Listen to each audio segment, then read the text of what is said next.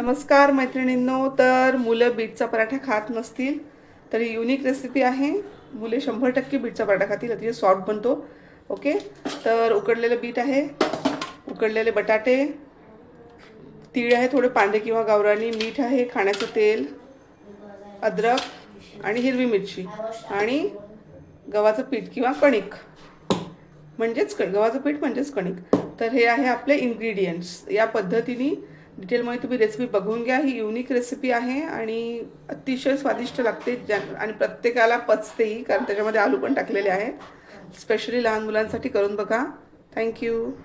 तर चला बनवूया आपण मुलांच्या डब्यासाठी युनिक आणि मुलांना आवडणारी अतिशय स्वादिष्ट बनणारी बीटरूटची रेसिपी. आता मी काय केलं आहे, हे अर्ध बीट आहे. ओके, मी एक उकडलं होतं पण त्याच्यामध्ये अर्धच, कारण मला 3च लोकांसाठी बनवायचे आहेत आज. तर हे उकळून घेतलं आहे बीट आणि हे पूर्ण थंडगार होऊ द्यायचं. ठीक आहे, आता बघा तुम्ही प्रमाण, जेवढं बीट असेल तेवढेच बटाटे घ्यायचे. ओके, कारण मुलांना जर काही पचनाचा त्रास वगैरे असेल तर तो होत नाही. याच्यामुळे तुम्ही बटाटे कमी घेऊ शकता आणि हे थंडगार होऊ द्यायचं दोन्ही बटाटे. आणि नंतर हे बिटाचं आणि बटाट्याची सगळी सालं मी काढून घेतली आहेत. आता काय करायचं, हे आपलं किसायचं किसणी आहे, तर याने हे बीट असं किसून घेत थंडगार झाल्यानंतर. आणि हे अगदी सॉफ्ट केलेलं आहे मी आता उकळताना, म्हणजे असं हार्ड वगैरे अजिबात करायचं नाही, कारण बीट खूप जड असतं पचायला. याची पचनशक्ती चांगली नाही आहे, त्यांना तर अजिबात पचतच नाही. आणि या पद्धतीने काही प्रॉब्लेम येत नाही, कारण ते उकळलेलं आहे आणि अतिशय स्वादिष्ट बनतो हा पराठा. सगळ्यांसाठीच, म्हणजे हा म्हाताऱ्या व्यक्तीने पचतो आणि स्वादिष्ट बनतो. ओके, आता हे बटाटे पण किसून घ्यायचे, पण इतके नरम आहेत की मी हातानेच असे याच्यामध्ये मिक्स करून घेते. ओके, हे थंडगार होऊ द्यायचं पूर्ण आधी, करण्याच्या आधी. आणि बघा आता हे सगळं असं पूर्ण हाताने असं मिक्स करून घ्यायचं आहे. ओके, आता आपल्याला काय करायचं आहे,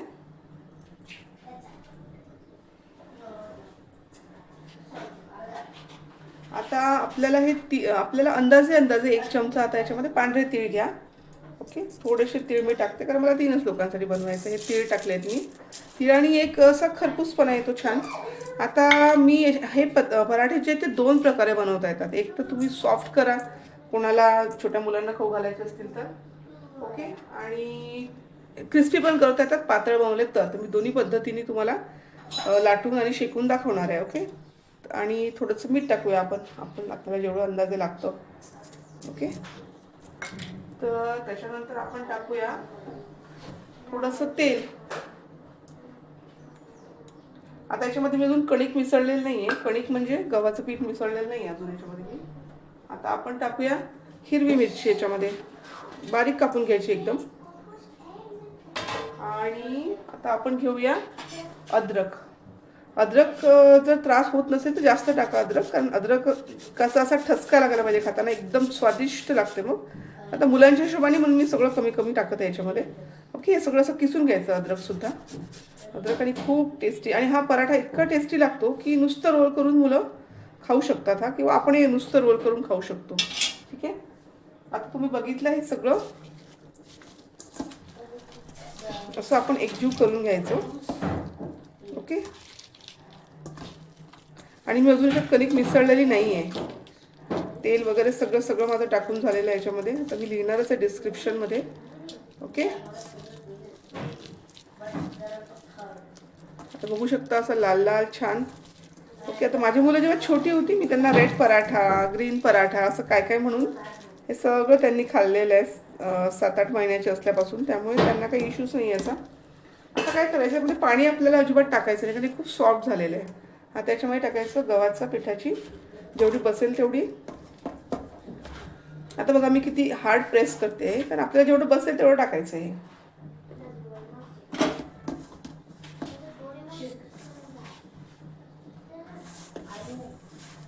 आता बघा पाण्याची ह्याच्यामध्ये गरज पडत नाही. आणि तुम्ही सारखं प्रमाण घेतलं बीटरूट आणि आलू तर पराठे सॉफ्ट होतात. आणि आता बघा हे अजिबात गरम नसायला पाहिजे. ओके, गरम असेल तर ते भाकरीसारखं असं वेगळ्याच पद्धतीचं तुटणारं पीठ होऊन जाईल, त्याचं चिकटणार नाही ते. ओके, आणि आता बघा याच्यामध्ये मी बघा आता अर्ध्या बीटामध्ये आणि तेवढेच सम प्रमाणात आलू. किंवा बटाटे. त्याच्यामध्ये बघा केवढी माझी मोठा आताचा गोळा झालेला आहे. 3 लोकांना याचे पराठे. थोडंसं मोठं होतं साईजला पीठ. ओके, तर 3-4 लोकांना याचे पराठे आरामात होतात. तर असं करून करून दाबून दाबून दाबून दाबून एवढं ज्याच्यामध्ये पीठ बसेल तेवढं बसवायचं आपल्याला. ओके, पाणी अजिबात मी याच्यामध्ये टाकलेलं नाही आहे.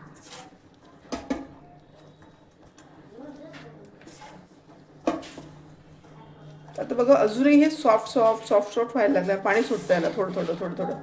त्यामुळे चुकूनही पाणी टाकू नका. देतो काय होईल, पाणी टाकलं त्याच्यामध्ये पीठ जास्त होईल आणि पीठ कमी होईल आणि त्याचा पौष्टिकपणा. आता मुलांचं हिमोग्लोबिन वाढण्यासाठी म्हणून हा पराठा आठवड्यातून एकदा जरी मुलांनी खाल्ला तर त्याचा भरपूर तुम्हाला इफेक्ट दिसेल. हिमोग्लोबिन मुलांचं डाऊन जात नाही, किंवा आपलं स्वतःचं पण. तर हे काही गोष्टी मुलांसाठी कराव्याच लागतात. आता बघा, आता आपल्याला पोळ्यांसारखं आपलं करायचं आहे. जसं आपण पोळ्यांचं कणिक भिजवतो अगदी तसंच. आता हे 5-10 मिनटं असं सोडून देऊ आपण. ओके, आणि तुम्हाला वाटलं हे सैल झालं आहे किंवा हार्ड झालं आहे तर अकॉर्डिंगली तुम्ही थोडंफार कमी जास्त करा. त्याच्यामध्ये आणखी बटाटा मिसळा, आणखी बीट मिसळा. पाण्यापेक्षा ह्या सगळ्या गोष्टी मिसळून ती कन्सिस्टन्सी तुम्ही आणा. ओके, आता हे 5-10 मिनटं आपल्याला सोडून द्यायचं आहे असंच. आता मला हे थोडंसं सैल वाटतं. मी काय करते, त्याच्यामध्ये थोडंसं पीठ घेणार आहे मी अजून.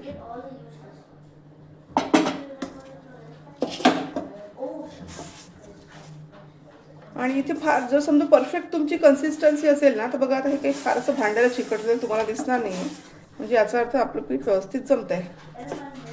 आणि आता हिरवी मिरची नको असेल तर कमी तिखटवाली हिरवी मिरची वापरा. मी तिखटवाली टाकली आहे. कोणाला पोटाला त्रास असेल तर डायरेक्ट तिखट टाका चमचाभर. हिरवी मिरची अजिबात टाकू नका. पण कमी तिखटवाली टाकली ना तरी पण त्याला टेस्ट छान येते. म्हणजे साधं तिखट प्लस तिखट नसलेली जवळपास जी जाड मोठी मिरची येते ती टाका. म्हणजे रोबडी मिरची नाही, जी मीडियम साईजची येते ती टाका. आणि मस्त याचा पराठा बनतो. आता हे थोडा वेळ सोडूया आपण. असं बघा एकदम सॉफ्ट झालेला आहे. आता त्याच्या 2 वेगवेगळ्या पद्धतीने क्रिस्पी पराठे आणि नरम पराठे. ओके, कसे करायचे. आणि शक्यतोवर हे पराठे गरम गरम खाल्ले तर जरा बेटर लागतं. पण डब्यात तुम्ही नरमवाले करा मुलांसाठी, जेणेकरून ते थंडे पण छान लागतात नरम असले की. तर आता 10 मिनटं झालेले आहेत आणि आपला जो बीटरूटचा आपण गोळा बनवलेला आहे तो आता झाला आहे, मुरला आहे थोडासा. आता असं आपलं पोळी बनवतो तसे बॉल्स बनवून घ्यायचे आपले गोळे. ठीक आहे, आता तवा पण ठेवला आहे मी गरम करत. आता हा पराठा डब्यात ज्यावेळी आपण देतो मुलांना, थंडा खायचा आहे छोट्या मुलांना, तर त्याची लाटण्याची पद्धत मी थोडी वेगळी फॉलो करते. ओके, तर ती पद्धत तुम्हाला दाखवते. ओके, जेव्हा थंड झाल्यावर पण मुलांना सॉफ्ट खाता येईल. ओके, तर आता आपण करूया सुरू. आता पोपाट लाटणं घेतलं आहे. आता थोडंसं याला मी लावलं आहे पीठ. ओके, आता काय याची मेथड की तसं मी एक पराठ्याची रेसिपी ऑलरेडी अपलोड केलेली आहे. याच्यामध्ये आपल्याला तेल भरायचं थोडंसं किंवा तूप भरायचं. पण मी तेल भरते कारण तूप थोडं जळतं याच्यामध्ये, माझा असा अनुभव आहे. त्यामुळे तूप मी झाल्यानंतर वरून लावलं. बघा आता तेल लावलं याला पूर्ण. हे तेल मी थोडंसं ना प्रेस करते याच्यामध्ये, कारण थंडगार झाल्यानंतर आपल्याला खायचं आहे आणि तो सॉफ्ट राहायला पाहिजे. आता दुसरी फोल्ड केली आहे. आता याच्यामध्ये थोडंसं आणखी तेल आहे. हे थोडं जास्त झालं होतं त्यामुळे इथलंच मी तेल घेतलं आहे. एक फोल्ड केली आपण मधून. आता हे तिसरं ट्रायंगल आपलं फोल्ड, तिसऱ्यांदा मी आता फोल्ड केलेली आहे. तर आता याचं असं ट्रिक आहे की तुम्ही ह्या फोल्ड जितक्या करणार, ओके, तेल कमी कमी लावू शकता तुम्ही मध्ये, आणि तेल याच्यामध्ये दाबल्या जात आहे आपलं. ही ट्रिक आहे याची. तेवढा तो पराठा सॉफ्ट होत जाणार. ठीक आहे, आता याच्यामध्ये कसं, जसं लच्छा पराठा तुम्हाला माहिती असेल की असा रोल करतात, राईट. तुम्हाला आणखी सॉफ्ट करायचं आहे 8 महिन्याच्या बाळासाठी, 9 महिन्याच्या बाळासाठी. ओके, तर असं लच्छा पराठ्यासारखं असं गोल जर तुम्ही केलं, आता बघा याच्यामध्ये जेवढं तुम्ही तूप भरणार किंवा तेल भरणार तेवढं ते सॉफ्ट होत जाणार. ओके, आता हे अतिशय सॉफ्ट झालेलं आहे. याला आता वरून पीठ लावायचं आहे. आता हे आपण जाड आपल्याला नाही करायचं आहे, हे थोडं. ओके, ही मीडियम टू पातळ असं आपल्याला करायचं आहे. तर स्पेसिफिकली हा डब्यासाठी मी अतिशय सॉफ्ट होतो हा, की मुलं अक्षरशः रोल करूनच खाऊ शकतात. ओके, आणि काठाने व्यवस्थित आपल्याला गोल करून घ्यायचं आहे आणि मध्ये छिद्र करायचं आहे आपल्याला. तुम्ही बघू शकता. तर ही लाटण्याची जी पद्धत मी तुम्हाला सांगितलेली आहे ती लक्षात ठेवा, नाही तर तो कडक होतो पराठा. आणि थंड झाल्यानंतर चांगला लागत नाही. ओके, तर आता आपण जाऊया शेकण्याकडे. आता शेकताना आपल्याला शेकायचा पोळीसारखाच आहे.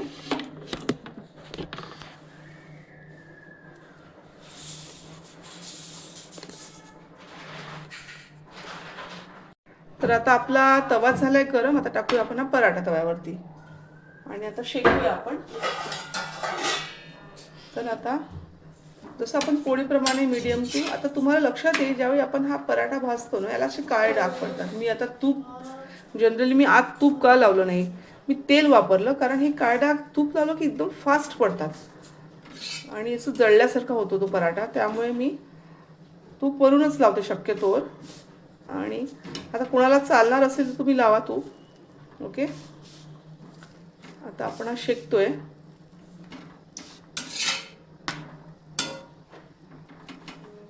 आता माझी शेकण्याची पद्धत जनरली मी आपले काठांकडे जरा फोकस करते.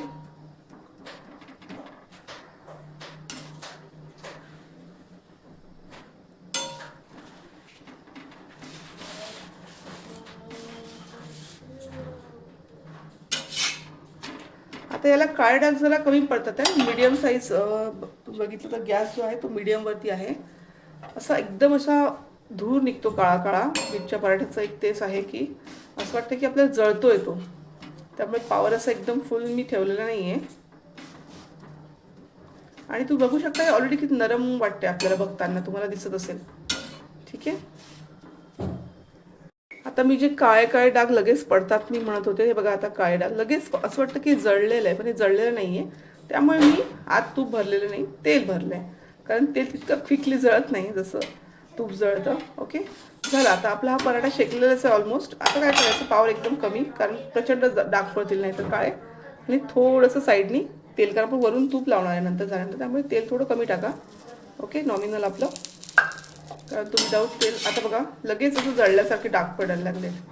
ओके, आता हे शक्यतो कमी याच्यामध्येच करायचं. आपले काठ शिजले की झालं. आणि बघा तुम्ही फार की याच्यावर तेल टाकलेलं नाही आहे. ओके, आता हा सॉफ्टवाला व्हर्जन मी तुम्हाला दाखवलं पराठ्याचं, की हा नरम जो आपल्याला डब्यात भरायचा आहे, जो आपल्याला थंडा खायचा आहे, तर थंडा नरमच असायला पाहिजे. आता घरी खाण्याचा एक थोडासा क्रिस्पी व्हर्जन आपला मी तुम्हाला दाखवणार आहे. तर हा पहिला नरम आहे. ओके, आता पराठा आपला झाला. काय करायचं, हा आपण काढून घेतलेला आहे पराठा. आता आपला पराठा आपल्याला समजा डब्यामध्ये पॅक करायचं मुलांच्या, तर काय करायचं, आता हा कोमट आहे ना, त्यावेळी त्याच्यावरती तेल एकदम गरम असताना लावू नका तूप. ओके, तर कोमट झालेलं आहे. आता त्याच्यावरती डब्यात भरण्याच्या आधी असं तूप लावून घ्या, तुम्हाला जेवढं हवं तेवढं. आणि आता तुम्ही बघू शकता हा इतका सॉफ्ट आहे पराठा. आणि असं मुलं अक्षरशः असा रोल करून डायरेक्टली हा पराठा खाऊ शकतात डब्यामध्ये. तर तुम्ही स्वतः खाऊन बघा आधी करून. ओके, आता आपण बघूया नेक्स्ट याचं दुसरं रूप बघूया, क्रिस्पी पराठा. आता अतिशय सॉफ्ट चालला आहे हा.